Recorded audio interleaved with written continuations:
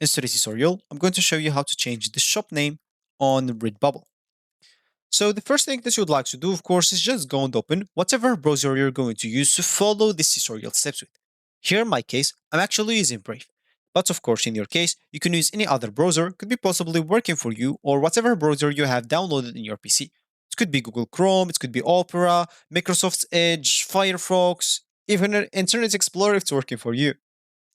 So, whenever you open your browser, just go to this URL section and simply type redbubble.com and hit the enter button, and that should take you to this page, which is going to be your home screen or your main screen on the Redbubble website.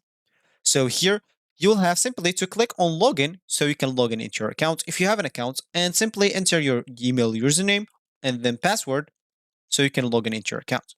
If you don't have an account, you'll have to go and click on sign up so you can create an account. As you can see, you can create an account as a customer or as an artist. So choose whatever suits you, then simply enter your email, username, and password, and then click on sign up.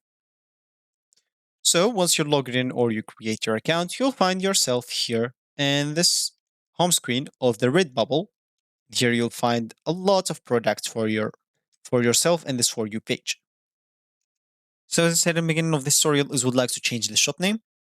But currently, usernames cannot be changed on Redbubble Marketplace as they function as your unique identifier.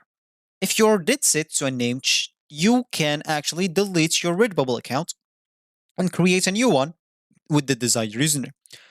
Let's say just go and delete your account, then go and create an account with the same email, share everything, but make sure to delete the first one.